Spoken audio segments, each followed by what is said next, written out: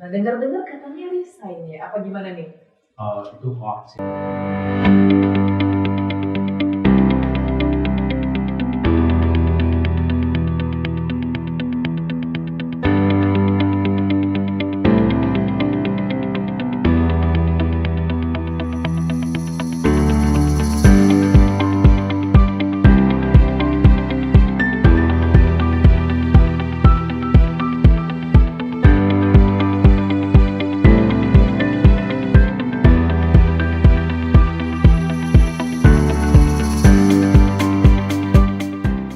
Salam sehat bahagia untuk sahabat Dr. Broman. Konten ini berbagi tips dan trik dalam kelola uang, kelola manusia, dan kelola bisnis secara autopilot. Jangan lupa untuk berikan komen, like, dan subscribe agar konten ini terus bisa memberikan video-video kreasi lainnya yang mampu memberikan inspirasi dalam pengembangan diri sahabat Dr. Broman semua. Kali ini kita itu kedatangan satu tamu spesial, Christine, di mana beliau saya rasa sudah tidak asing di dunia YouTube dan tidak asing di Indonesia, yaitu beliau adalah top host, top MC untuk di Kota Batam ini. Oke, perkenalkan Christine. Hai, senang sekali saya bisa berjumpa dengan teman-teman sahabat-sahabat Dr. Broman di Dr. Broman Channel. Keren banget. Terima kasih saya sudah boleh hadir di sini. Kita hari ini bakal seru-seruan teman-teman karena biasanya kita selalu mendapatkan informasi ilmu mengenai finansial, bagaimana cara supaya kita dari muda sedari dini sudah bisa menjadi kaya. Nah, tapi kita kali ini akan membahas lebih jauh sosok di balik Dr. Broman Channel ya. Nah, Dr. Broman, wis, panggilannya beda banget nih ya. Karena biasanya saya selalu manggilnya Pak Sumantri. Pertama kita bahas dulu dong, Dr. Broman itu dari mana sih? Oke, thank you ya Chris.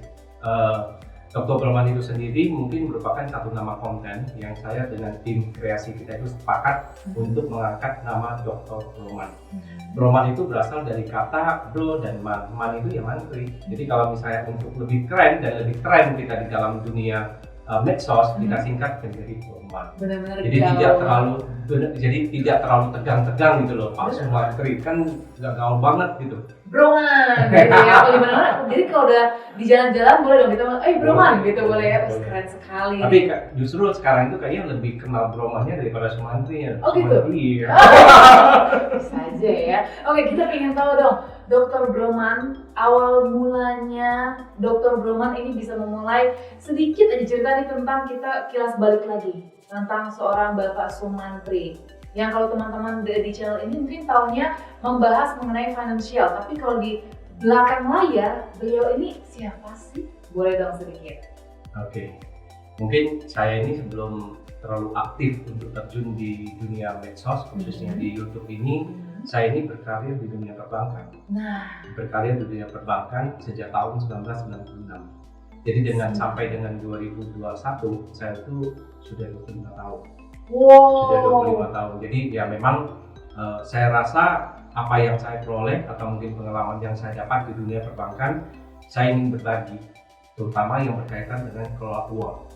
Tapi karena kita juga sampai ke top manajemen di satu perusahaan, saya rasa juga kelola manusia juga satu hal yang cukup penting.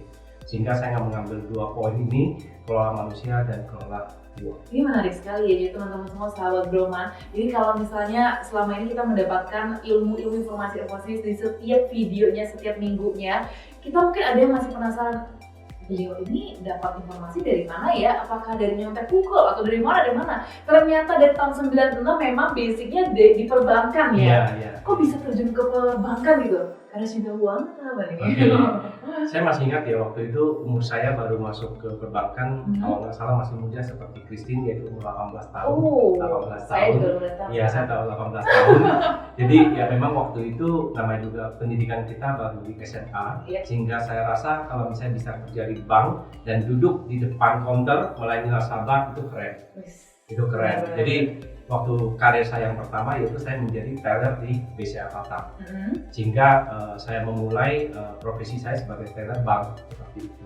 Dari teller bank, seorang teller bank di usia 18 tahun itu mulai ketemu tuh ketertarikan akan perbankan nih ya.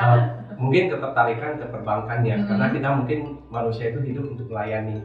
Jadi karena di banknya itu kita bisa melayani lebih dari satu orang. Tapi kalau setelah saya bekerja 9 bulan waktu di teller, saya merasa kayak nggak cukup. Karena di teller ini transaksinya kalau nggak tarik store ya nombok. Jadi gantiin uang karena salah hitung uang seperti begitu ya. Jadi saya ingin terus mengembangkan diri sehingga menjadi sosok seorang pemimpin. Jadi itu yang termotivasi saya untuk terus maju.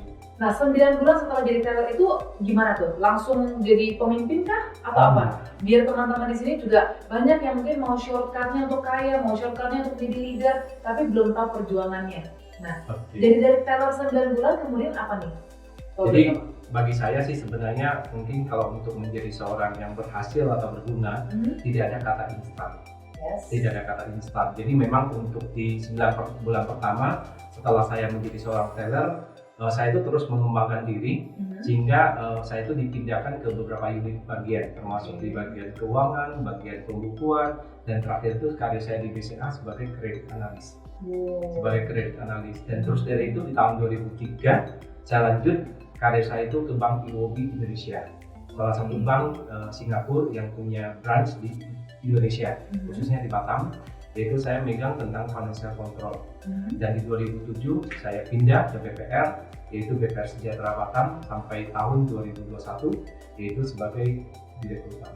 Nah, itu dia teman-teman. Dari seorang teller yang punya cita-cita ingin menjadi seorang pemimpin, kita kalau ada istilahnya keep on dreaming setinggi mungkin, karena mimpi itu gratis, tapi harus ingat kalau misalnya untuk menjadi sampai pemimpin, untuk mencapai cita-cita itu pasti banyak yang harus dilalui ya. Dan berhasil menjadi seorang direktur utama di BPR Sejahtera. Luar biasa sekali, berarti saya sedang berhadapan dengan seorang CEO. Keren banget ya. Jadi memang ilmu beliau ini bukan kaleng-kaleng, bukan sembarang memberi informasi, tapi memang basicnya itu sudah 25 tahun ya berarti ya Broman ya? 25 tahun. 25 tahun saja baru 18 tahun lalu. Nah, boleh dong. Pertama saya ingin tahu nih, sedikit aja tentang tadi sempat mention kelola manusia. Mungkin ada yang akan bingung, kelola manusia maksudnya apa nih gitu kan? Kalau kelola uang oke, kita paham. Kelola manusia maksudnya gimana nih Broman? Jadi gini loh, kira-kira kita ini sekarang kan lahir di multi generasi. Misalnya contoh di BPR Sejahtera Batam aja kita ketemu tiap hari itu ada 4 generasi di dalam satu perusahaan. Jadi saya kira memahami antar manusia yang punya gap yang begitu jauh itu harus benar-benar bisa dipahami. Karena background pendidikan formal saya itu kan akuntansi ya, ekonomi. Jadi memang saya itu tertarik untuk mempelajari lebih dalam terhadap behavior manusia. Sehingga kita itu bisa menjaga satu hubungan yang kondusif antara manusia yang umurnya 18 tahun dengan 62 tahun misalnya. Ketemu di satu kantor, ya gimana caranya? Yaitu kita harus memahami behaviornya. Mungkin seperti itu. Menyangkut psikologi juga psikologi ya? Juga, iya. Keren banget ternyata ya, dari akuntansi, perbankan juga ada urusan dengan psikologi ini juga, keren sekali. Nah, mungkin kemudian saya ingin tahu juga untuk teman-teman sahabat Broman mungkin penasaran juga gimana sih caranya, kita tuh masih muda ya, waktunya have fun nih kan gitu ya, masih 20 tahun saya baru dapat gaji, saya ingin kaya tapi saya juga ingin have fun. Boleh dong dibagi tips and triknya supaya kita bisa sukses sedari muda nih dari Broman? Oke. Mungkin sekilas sharing saja. Jadi sebenarnya kelola uang itu harus dimulai dari punya uang. Dari punya uang? Iya, kalau nggak punya uang berarti harus mikir gimana cara dapat uangnya dulu. Oke. Tapi setelah dapat uang, kelola uang itu tidak serta-merta dilihat ditentukan dari jumlah uang yang dimiliki. Oh gitu? Iya, jadi bukan kita harus punya 1 M dulu baru mulai kita kelola uang atau 100 juta, tidak. Mulai dari 1 juta juga udah bisa kelola uang. Mulai dari gaji pertama kita di UMR itu juga bisa kelola uang. Oke, tadi dikaitkan dengan YOLO, misalnya manusia itu ingin have fun dan juga harus punya masa depan yang lebih jelas seperti itu. Ya mungkin beliaunya itu harus benar-benar konsisten dan disiplin dalam kelola uang. Bisa dialokasikan sebagian untuk fun, sebagian untuk upgrade, sebagian untuk kehidupan. Bisa seperti begitu. Jadi harus dibagikan dalam beberapa kategori penting seperti itu. Wah, porsi-porsinya harus dikategorikan lagi gitu jelas, ya. Jadi dari kecil apapun nominal uang yang kita miliki, pendapatan itu sudah bisa untuk nabung tuh bisa ya. Dan juga untuk sukses tuh bisa berarti sukses ya. Sukses tuh bisa, walaupun uangnya nggak sebanyak itu. Jadi saya kasih satu tips, yaitu kelola uang itu harus sadis. Gimana? Sadis. Saya pikir saya salah dengar loh. Oke, sadis itu apa? Sadis Apa itu tuh? sabar dan disiplin. Oh alah. Jadi harus sabar dalam kelola uang, walaupun uangnya kecil nggak apa-apa, tapi disiplin dalam melakukannya. Ingat, sahabat Dr. Broman, sadis. Sadis, sabar, dan disiplin. Oke, jadi teman-teman boleh have fun tapi harus bisa disiplin. Gak boleh have fun terus gitu ya berarti ya. Oke, nanti ini kita juga akan bahas lagi nih mengenai kalau tadi kita mau sukses dari muda, caranya sedikit-sedikit sudah diberi tipsnya. Tapi kalau misalnya buat teman-teman yang mungkin kerja di perbankan, gimana tuh biar bisa sukses seorang Broman 25 tahun dari teller hingga dirut, itu gimana sih? Oke, jadi mungkin kalau saya berbagi sedikit pengalaman, ya tidak serta-merta hanya mengandalkan masa kerja. Jadi kan kita harus set kita punya tujuan, misalnya 2 tahun pertama saya harus jadi apa, 3 tahun pertama harus jadi apa, dan secara konsisten sampai 25 tahun. Goalsnya tuh harus ada ya? Jelas, jadi kita tuangkan dalam peta jalan yang jelas.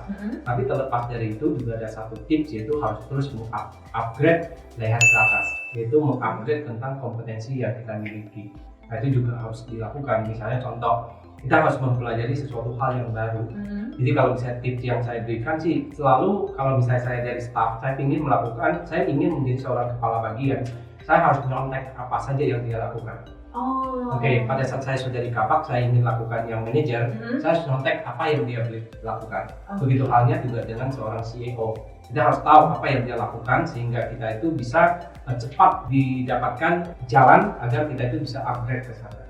Nah, nyontek ini definisinya adalah berarti kita lihat atasan kita seperti apa, kita jadikan inspirasi juga, kita jadikan beliau. Yes, bukan berarti jadi yang negatifnya ya, malah justru jadi ambil jadi inspirasi supaya kita bisa menuju ke sana. Ini luar biasa sekali ya. Teman-teman benar-benar bisa belajar, sahabat Broman bisa belajar dari seseorang yang memang ini benar-benar dari bawah sekali, berarti dari nol, dari teller hingga menjadi dirut, itu keren sekali menurut saya. Dan itu berarti juga bukan hanya mimpi belaka yang katanya, aduh saya seorang teller masa bisa sih jadi seorang pemimpin, tapi ternyata bisa ya.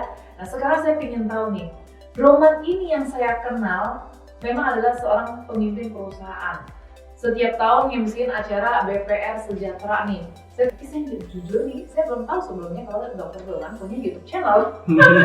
Setelah saya tahu, saya benar-benar ini nggak bohong, saya benar-benar langsung dapetin banyak ilmu karena saya nontonin satu persatu videonya. Ternyata bagus banget, ini mesti banget harus mendapatkan viewers yang lebih banyak menurut saya.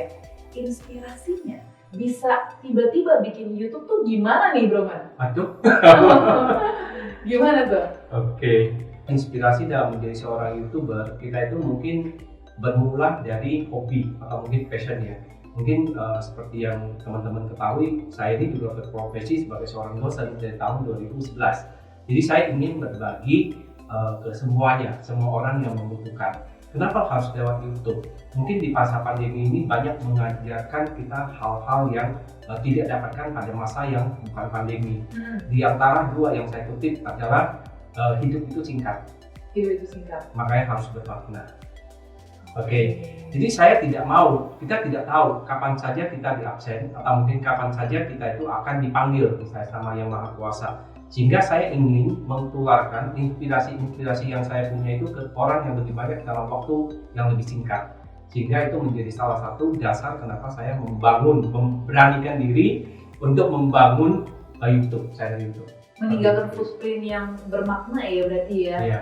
Mungkin menularkan legacy. Wow, legacy ini yang paling penting sih ya. Dan saya tahu juga nih inspirasi beliau membuat itu karena ada yang ingin kita lebih tahu lagi. Ini akan menyangkut dengan pertanyaan saya berikutnya. Kalau saya perhatiin, tadi kan saya sempat nonton di satu videonya, pokoknya hari ini dari pagi sampai siang saya nontonin Dr. Broman channel. Jadi videonya udah saya nonton habis nih. Tapi saya lihat ada gap waktu. Kalau Dr. Broman kelihatannya sering uploadnya itu adalah seminggu sekali. Seminggu sekali di setiap hari Jumat. Setiap hari Jumat nih, berarti pantengin teman-teman. Setiap hari Jumat langsung nyalain lonceng di bawah ini ya untuk selalu pantengin Dr. Broman. Jam berapa tuh kira-kira uploadnya? Sekitar jam 5-an sih. Sore ya, waktu sore Jumat sudah ada video baru di Dr. Broman. Tapi kenapa kok kayaknya ada gap waktu di mana Dr. Broman tidak upload video? Saya sedang mencari video baru. Itu ada apa? Kurang lebih tuh berapa? 2 bulan? 2 bulan benar. Wah, sampai itu diperhatikan. Tapi soalnya saya kok ada gap ya. Perasaan setiap minggu tuh selalu upload. Nih ada apa sih sebenarnya Dr. Broman? Jadi mungkin saat itu mungkin di keluarga saya itu ada sedikit masalah. Sedikit masalah, tepatnya di tanggal 13 Agustus istri saya COVID. Baru-baru ini ya? Baru-baru ini. Okay. Istri saya COVID, terus dilanjutin nih, nggak selesai nih. 10 hari kemudian tanggal 23, baby saya 7 bulan juga COVID, mama saya juga COVID di tanggal 23, dan anak saya yang umur 11 tahun juga COVID. Jadi dalam satu keluarga kami berempat COVID. Jadi memang sorry sahabat Dr. Broman, saat itu memang saya tidak bisa konsen, tidak bisa upload, dan tidak bisa berbagi di dalam konten Dr. Broman. Tapi finally semua kami sehat, tapi mama hilang. Mama hilang untuk selamanya karena beliau di tanggal di tanggal 8 September beliau meninggal karena COVID ini. Jadi memang saya butuh waktu, ada jeda waktu sekitar 8 minggu. Sorry teman-teman sahabat Dr. Broman. Gak apa-apa. Baru kali ini, hari Minggu ini mungkin kita akan mulai untuk berkreasi kembali sehingga lebih bermakna buat semuanya. Mungkin seperti itu. Nah, jadi tadi sebenarnya saya sempat diceritain nih buat sahabat Broman ya, bahwa beliau ini kita seperti barusan dicerita oleh Broman 8 September ya. 8 September baru kehilangan, tapi beliau langsung istilahnya bukan sadar ya, langsung merasa dibangunkan bahwa hidup ini begitu singkat. Makanya pertanyaan sebelumnya saya menyangkut dengan pertanyaan saya sekarang, bahwa hidup ini begitu singkat, begitu bermakna. Rasanya kalau misalnya tidak meninggalkan legacy yang bermakna untuk kita semua sampai kapanpun juga. YouTube ini menjadi wadah yang bagus sekali ya menurut saya, itu selalu memberikan informasi-informasi penting. Nah, 8 September sekarang kita pembuatan video ini di tanggal 10 Oktober, berarti 1 bulan lebih, tapi beliau akhirnya sudah bangkit. Istilahnya bangkit, mau tidak mau harus bangkit. Karena apa? Karena beliau merasa, oke, saya harus lebih gencar lagi untuk bikin video lebih bermakna lagi. Rasa pedulinya beliau ini loh maksud saya. Rasa pedulinya beliau terhadap teman-teman kita semua, sahabat Broman, untuk kita kasih informasi yang penting, ilmu yang penting. Itu tuh luar biasa sekali loh. Makasih. Saya sampai menyusut katanya juga sampai bingung karena saya amazed. Saya sendiri mohon maaf baru kehilangan di 2019, rasa berdukanya masih sampai sekarang. Tapi Bapak bisa, oke, kita gimana caranya? Saya ini berdukanya itu setahun 2 kali. Jadi di tahun 2021 saya kehilangan papa dan mama. Papa saya itu juga baru saya kehilangan papa saya itu di tanggal 21 April 2021. Tapi itu sih karena beliau memang kurang fit seperti itu ya. Tapi di mama yang mungkin di luar prediksi kita ya, karena COVID ya. Nah, kalau sahabat Broman ingin lihat sosok papa dan mama, bisa lihat ke bawah-bawah ada video-videonya juga papa mamanya Broman juga. Saya dari viewers sahabat Broman turut duka cita banget. Ya, makasih. Sangat-sangat sulit, kehilangan satu sosok saja sulit, apalagi kehilangan 2 sosok 1 tahun. Belum lagi keluarga sendiri juga kena COVID. Bayi, gimana nih sekarang keadaannya? Kondisi sekarang semuanya udah sehat, baby juga udah sehat, anak saya dan istri saya juga udah sehat kembali. Puji Tuhan ya, puji Tuhan. Dan itu kemudian yang membuat kita merasa keluarga itu yang paling penting, paling berharga ya. Luar biasa sekali, kuat sekali, seorang yang tough. Saya nggak habis pikir benar-benar bisa se-tough ini seorang Broman ya. Dan itu dia alasan 8 minggu. Justru menurut saya jadinya awalnya saya pikir, panjang ya waktu off-nya, tapi malah jadi singkat sekali waktu off-nya ya. Karena harus reborn. Harus reborn ya. Pelan-pelan kita akan bisa bangkit lagi. Dan saya juga dengar-dengar nih, katanya Broman sendiri akhirnya memutuskan untuk karir saya sebagai direktur utama di BPR Sejahtera sepertinya sudah mencapai titik ini. Nah, dengar-dengar katanya resign ya, apa gimana nih? Itu hoax ya. Oh, itu hoax. Oke. Yang tepatnya adalah pamit. Oh, pamit. Oke. Jadi bukan resign. Saya bilang ke karyawan saya, resign hanya untuk level kalian. Oh. Tapi kalau untuk saya pamit aja. Ini mesti ada meme yang ada pakai kacamata ya nanti ya. Tabloid. Oke. Jadi berpamitan itu kenapa tuh? Mungkin kan seperti yang tadi kita katakan ya, 8 minggu ini memang agak berat buat saya.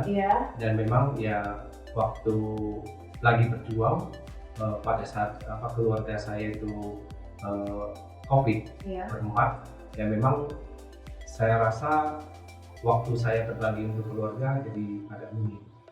Sehingga memang waktu itu kami secara satu keluarga sudah buat satu komitmen.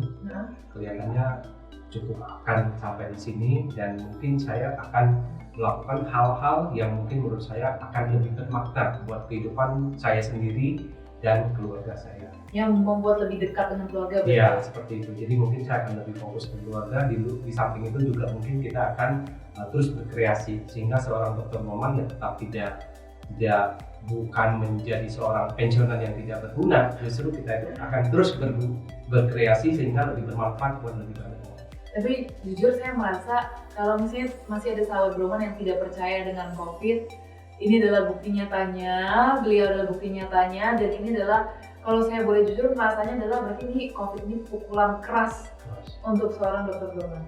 Ya. Pertama akhirnya memutuskan, oke, saya harus lebih dekat dengan keluarga. Akhirnya memutuskan untuk berhenti dan juga kehilangan kedua orang tua.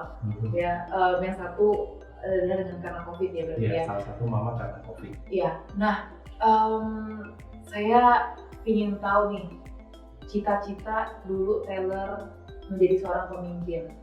Sekarang udah jadi pemimpin. Oke, kita paham karena ya pukulan keras ingin dekat dengan keluarga. Tapi yakin, ini kan cita-cita dari kecil, dari umur 18. 25 tahun bisa berkarir, akhirnya bisa menjadi seorang CEO. Cita-cita semua orang, kalau cita-cita goalsnya semua orang adalah gue pengen jadi bos gitu. Sekarang udah jadi bos, kenapa berhenti? Apa gak sayang gitu loh? Apa jangan-jangan sebenarnya berikutnya ada sesuatu yang gajinya lebih gede, apa gaji kurang gimana sih? Saya curiga ini, kayaknya gak hanya ini nih. Gimana? Saya rasa sementara waktu sih ya memang alasan yang membuat saya pamit itu ya itu karena saya ingin lebih fokus ke keluarga dan mungkin ingin memulai sesuatu yang sifatnya pribadi. Misalnya contoh, saya tidak tinggal diam. Dalam waktu kosong ini saya mengisi mungkin untuk di berbagai seminar, atau mungkin saya aktif kembali lagi sebagai dosen di UIB. Itu yang saya isi di aktivitas saya. Jadi sementara waktu saya kira sih itu ya, tapi kan tidak tertutup yang namanya fungsi hidup kita, yaitu untuk menjadi sosok yang lebih berguna buat masyarakat ini. Ini luar biasa ya, jadi walaupun berhenti di satu tempat bukan berarti kemudian berhenti total, tapi tetap memberikan ilmu, memberikan apa yang kita miliki untuk teman-teman semua, untuk sahabat Broman. Seperti yang tadi Broman sempat bilang nih, bahwa kita tuh yang harus terus di-upgrade tuh leher ke atas. Leher ke atas itu berarti ilmu kita ya, berarti our knowledge itu harus terus ditambah. Nah, Dr. Broman inilah yang bisa menjadi sumber informasi supaya teman-teman yang sekiranya sedang ingin mengetahui tentang finansial, ingin sukses, mengelola keuangan, mengelola manusia, semuanya leher ke atas dibantu sama Dr. Broman. Dan juga menjadi pembicara ini pasti pertama di BPR Sejahtera pasti pada kangen nih ya, sangat kangen dengan sosok yang berarti dari tahun 2007 ya? 2007 ke 2021 berapa tahun tuh? 15 tahun, mohon maaf ya kalkulasi aja kurang ya. Aduh ya. Nah itu dia yang bakal teman-teman semua sahabat Broman, sahabat-sahabat brosis, kalau panggilannya di BPR Sejahtera brosis ya, sis bro, pasti bakal kangen sekali ya dengan sosok beliau. Tapi nanti di UIB apakah masih mengajar atau gimana nih? UIB sudah start kembali kan? Sudah start mengajar lagi. Wow, tetap ilmu, berarti beliau. Dan mungkin kalau untuk soal mengajar sih, mungkin saya akan lanjut ke perencanaan keuangan atau mungkin di Marketplace. Oke, keren banget ya. Ini semoga kita walaupun kangen secara sosok fisiknya, nah semoga kita bisa mendapatkan ilmunya lebih sering lagi di YouTube channel Dr. Broman ini ya, Broman ya. Nah boleh dong Broman sharing buat kita semua, kasih kita semua nih teman-teman brosis, sahabat Broman, mungkin boleh dong sedikit motivasi, boleh dari segi finansial kita, dari segi karir kita, boleh dong share buat kita. Oke, untuk motivasi ya, mungkin kalau saya motivasinya untuk milenial, misalnya seperti host kita ini, mungkin milenial itu cenderung yang saya pantau, milenial itu cenderung kreatif dan energik. Ya. Oke, jadi saya suka mengatakan bahwa milenial itu pada malam hari punya 1000 mimpi. Tapi pada pagi hari, esok harinya lupa semuanya, satu aksi pun nggak ada. Oke, sedangkan kalau untuk kami ini mungkin kami ini nggak banyak pilihan di sosok waktu kami masih muda. Jadi kami itu cenderung fokus dan konsisten dalam melakukan sesuatu hal.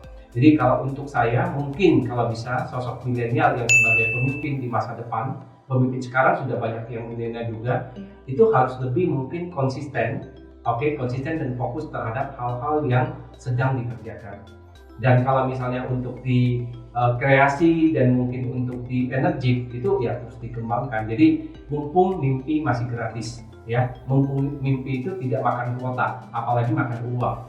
Jadi tentukan mimpinya setinggi-tingginya, sebanyak-banyaknya. Mana tahu ada satu yang berhasil sudah luar biasa. Jadi seperti itu. Wow, keren banget. Tolong tepuk tangan. Yang itu. Jadi good hari banyak di sini sebenarnya, sahabat Broman ya.